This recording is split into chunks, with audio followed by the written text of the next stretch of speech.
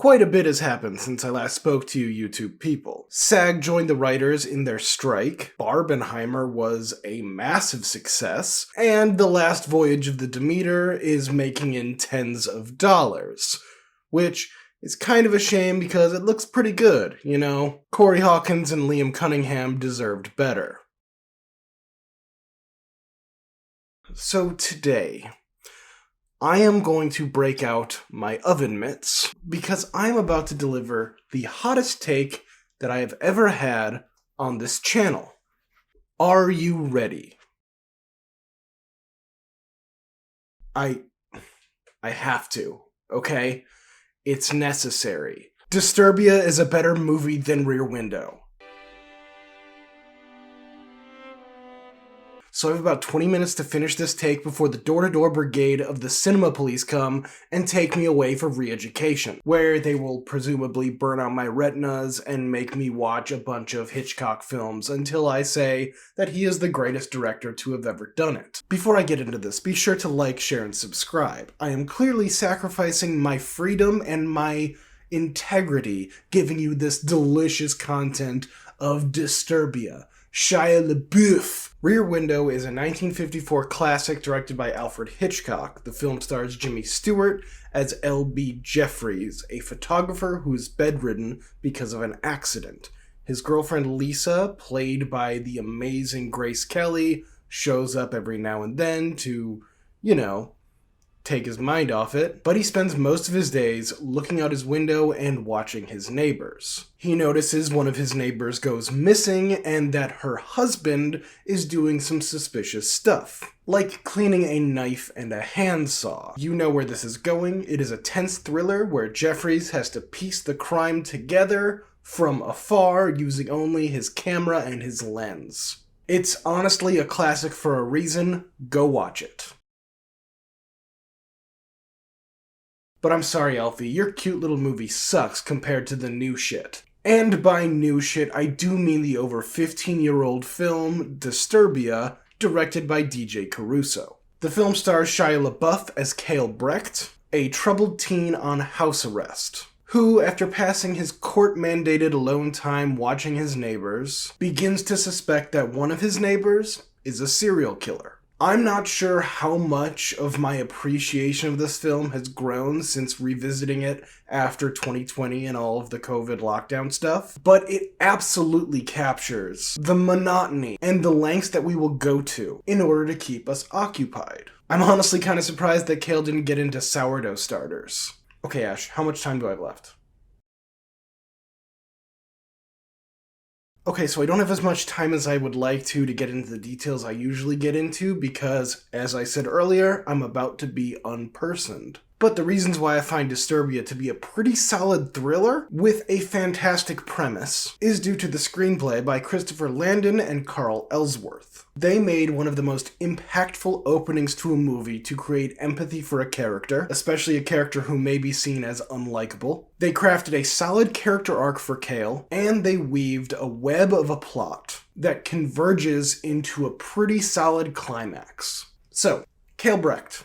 Child felon. That's what we're told going into this movie. That is the log line. It's the entire premise. Kale is on house arrest for a crime, and then he finds a worse crime and has to solve it. There aren't many films out there that help you empathize with a criminal child, let alone one that comes from an affluent suburban neighborhood. Unless you're Steven Soderbergh and his film Traffic, and even that subplot isn't the main part of the movie. No, with Disturbia, the only way for the film to work is that the audience fully gives a damn about this spoiled brat who punches his Spanish teacher in class. And how do the writers accomplish this feat? This scene. This scene right here. Kale fly fishing with his father, playing hooky, and just enjoying their time together. From their interaction, it is clear that Danny, played by character actor Matt Craven, cares deeply about his son and the two share a positive relationship. It's one of those father and son relationships that are more than just parent and child. They are friends. It's the only stable type of familial relationship that Hollywood allows to have, only for it to be ripped away from the child like they're a Disney princess. And, as I say that... Yes, in an instant, in a freak accident, Kale's entire world falls apart. And I'm just an objective observer here, but all I can say is, to the writers, that was a bit overkill, wasn't it? When we reconnect with Kale a year later, he is no longer that energetic, affable kid we met in the first scene. He's hollow. He doesn't care.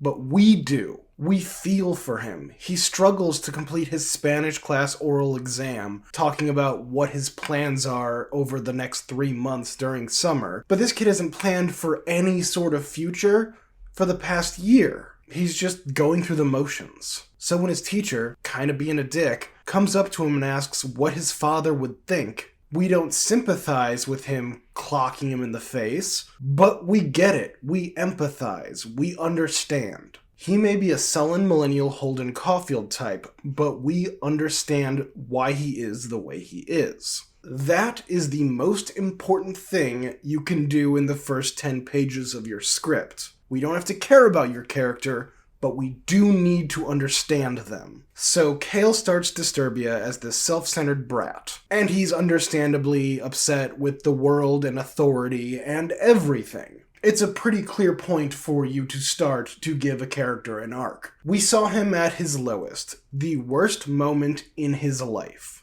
And we want to see him grow to become a better person. And through the film, he does this in 3 ways. Through his relationship with his community, through his relationship with his new neighbor Ashley, and, most importantly, through his relationship with his mother. Through his relationship with his community, Kale has to learn how to become a more upstanding member of his suburban existence. He starts the movie as an average, if a bit more depressed than usual, teenage boy. He plays video games, he watches trash TV, and he eats with the reckless abandon of someone with a teenage metabolism.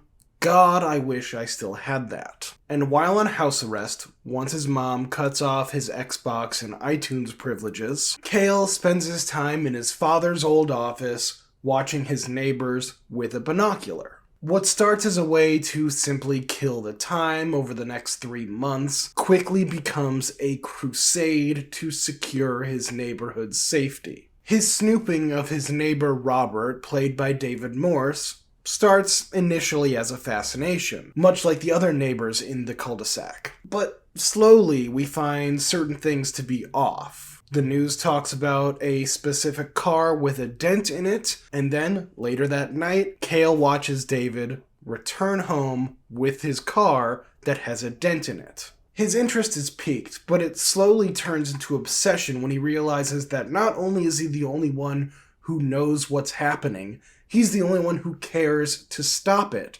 because the police have shown multiple times that they aren't interested or don't believe him. It's a whole thing. So Kale does what he does for the sake of his community, thereby becoming a better member of it. He's also able to pull one over on the children who torment him with flaming bags of dog poop, in a way that is acceptable for his growth as a person. Not through violence, but through community engagement.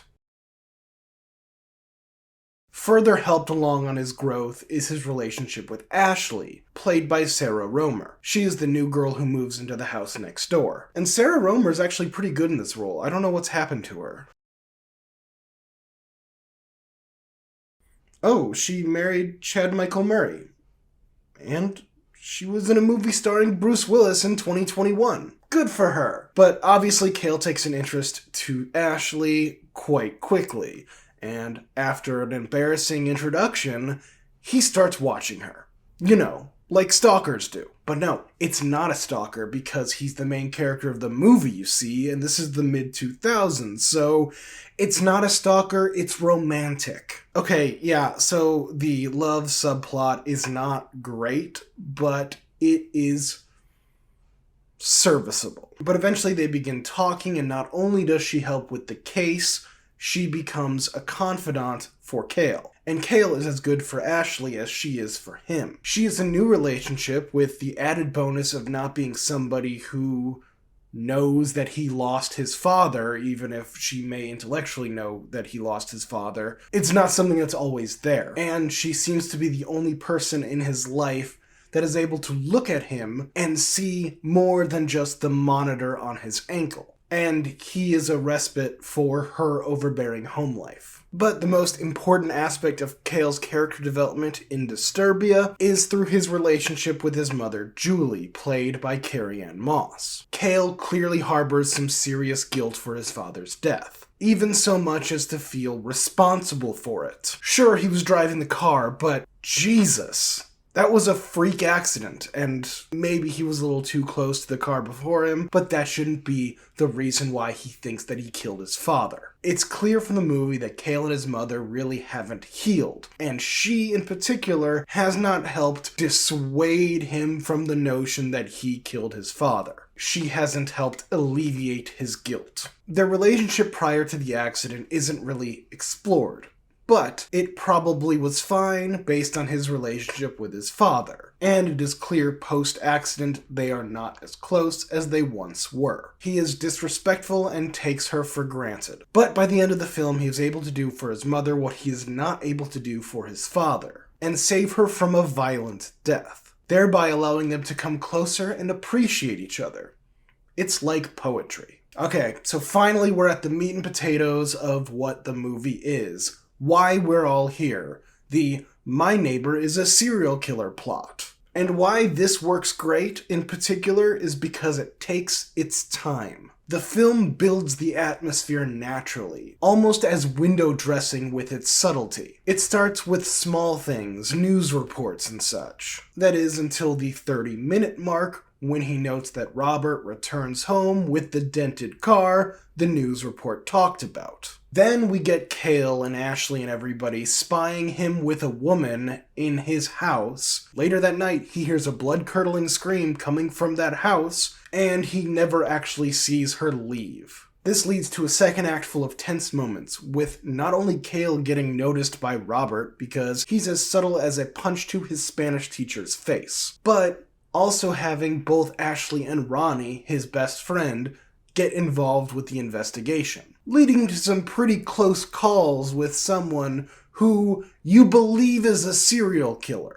Okay, so I gotta wrap this thing up because, they're coming. Disturbia's tense thriller plot leads to a climax that I believe tips this over the edge and leaves Rear Window firmly in the dust. So, briefly, Kale gets screwed out of his house arrest because he has Ronnie go and investigate Robert's garage, and then all of a sudden Robert appears, and so he decides to run outside, try to break and enter into Robert's house, and the police arrive because that's what they do when you're on house arrest and you leave your house. So in order to keep him from getting any further jail time, Kale's mother goes over to Robert's house and tries to talk him out of pressing charges on Kale. And that's when Robert strikes. See, everyone who's watched this movie knows that Robert is bad news. And we know this because just watch this scene and how he talks to a high school girl when he gets into her car. But anyway, just as Kale finds proof that there is a dead woman in Robert's house, boom, lights out. He's out. And when Kale comes to, Robert is sitting there, Kale is tied up, and Robert is just saying, "Oh, I'm going to kill everyone because I'm a crazy person." Just a top-notch evil soliloquy. But then Ashley arrives and helps. They are able to get away from Robert, and Kale has to go into the belly of the beast and save his mother. And while searching Robert's house, Kale finds himself in a crawl space that even John Wayne Gacy would say is a bit much. And seeing as this is one of the only times that the cops are not so lickety-split when it comes to Kale leaving his house arrest, you could say it's kind of a boy that cried wolf, but I call it just professional negligence. Yeah, I'll take care of it.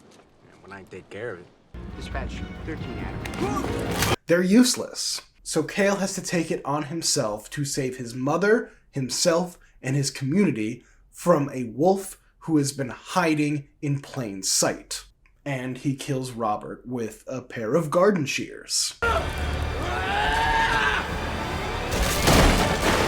Which is fun. Look, this movie is so good. I mean, not great, but good, solid, that I am willing to forgive it for wasting the talents of Viola Davis. She's an Academy Award-winning actress who is just sleeping through the 2 scenes that she is in. Hope she got paid, because she was a welcome surprise. It's not as bad as not having Carrie-Anne Moss do just 1 scorpion kick against the serial killer who's trying to kill her, but, you know, it's still not great. Go watch it. I think you'll like it. The only real flaw that I can give to this film is that it didn't use the Rihanna song Disturbia in the movie. Are you sure about that? Because I could have sworn. What do you know? The movie came out in 2007, the song came out in 2008. You are under arrest.